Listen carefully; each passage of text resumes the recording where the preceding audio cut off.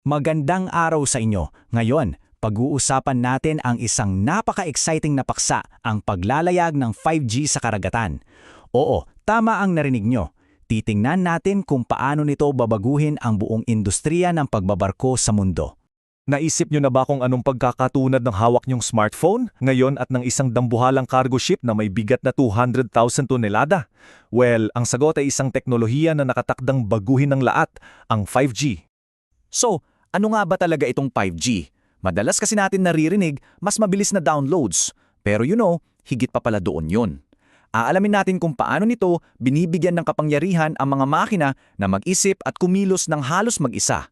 Para mas maintindihan natin yung laki ng pagbabago, balik tanaw muna tayo. Nagsimula tayo sa 1G, di ba? Para lang sa tawag.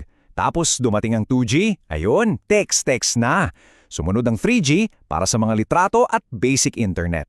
Tapos yung 4G na gamit natin ngayon, yan yung nagdala sa atin ng video streaming. Bawat henerasyon may bagong kakayahan. Ngayon ang 5G, ang goal nito hindi lang i-connecta ang mga tao, kundi halos lahat ng bagay. So wag nating isipin na ang 5G ay simpleng upgrade lang mula sa 4G. Hindi, ibang-iba to. Kung ang 4G ay isang mabilis na highway para sa data, isipin nyo na ang 5G ay parang isang teleporter. Hindi lang nito pinapabilis ang biyahe, binabago nito ang buong konsepto na nagbibigay daan sa automation sa isang scale na hindi natin naisip dati. Ito yung unang superpower ng 5G. Bilis na nakakalula. Pinag-uusapan natin dito ang bilis na hanggang 500 beses na mas mabilis kaysa sa 4G na gamit mo ngayon. Isipin mo na lang, yung pelikulang dina-download mo ng ilang minuto, sa 5G, ilang segundo na lang yan. Yan yung klase ng bilis na nagbubukas ng pinto sa mga bagong-bagong posibilidad. Ito yung totoong game changer, yung ultra-low latency. Ang ibig sabihin niyan, yung delay, wala pang 1 millisecond. Grabe, mas mabilis pa yan sa reaction time ng utak ng tao. Ito yung sikreto kung bakit magiging posible ang mga self-driving cars. At sa topic natin ngayon, mga barkong kinokontrol mula sa malayo nang walang kahit anong lag. At ang pangatlong superpower, density. Kayang suportahan ng 5G ang hanggang 1,000,000 device na sabay-sabay na nakakonek sa loob lang ng 1 kilometrong kwadrado. Sa isang super busy na pantalan, ibig sabihin yan, libu-libong sensor, camera, crane at sasakyan ang pwedeng mag-usap-usap ng sabay-sabay para makabuo ng isang tunay na smart na environment. Okay, so ngayong alam na natin yung tatlong superpowers ng 5G, bilis, zero delay at density, oras na para dalhin natin yan mula sa lupa patungo sa dagat. Titingnan natin kung paano dadalhin ng teknolohiyang ito ang revolusyon sa malawak na karagatan. So paano to gumagana?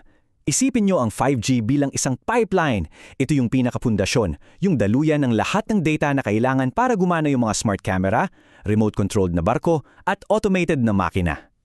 Kung walang mabilis at reliable na pipeline, walang digital transformation.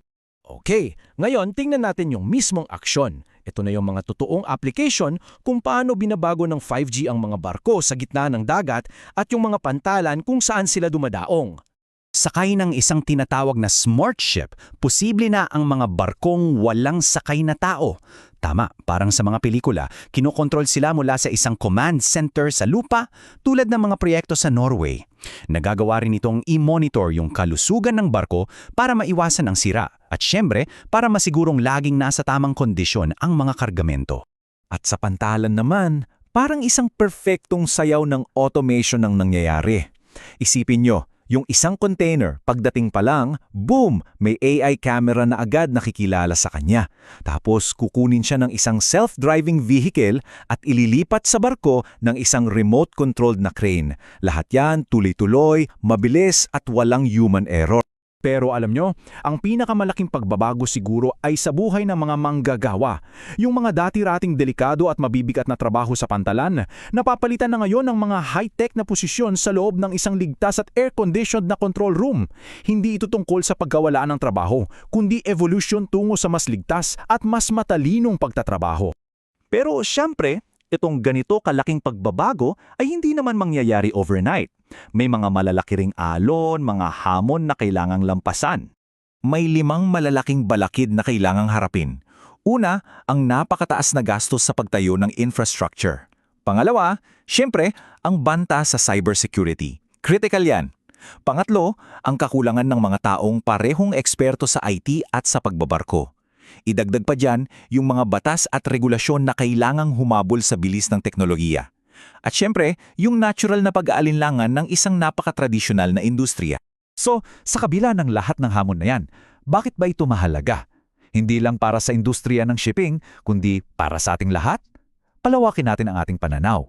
Kasi sa huli, hindi lang naman ito tungkol sa mga barko at containers. Ito ay tungkol sa pagbuo ng isang tunay na global na Internet of Things. Ito yung magiging backbone ng isang mas matalino at mas episyenteng pandaigdigang ekonomiya na naghahatid sa atin ng mga produktong ginagamit natin araw-araw. At huwag nating isipin na science fiction to or matagal pa bago mangyari. Ang totoo, nangyayari na to. Sa mga pantalan sa Europe, US at Taiwan, sinusubukan na ang mga fully automated na sistema. Ang hinaharap ng pagbabarko, hindi na to papalapit, nandito na. Kaya naman, iiwan ko kayo sa tanong na ito. Sa mundong papalapit kung saan mga makina na ang nagpapatakbo ng mga barko, ano na kaya ang magiging bago at mas mahalagang papel nating mga tao sa malawak at konektadong karagatan ng hinaharap? Isang bagay na dapat nating pagnilayan.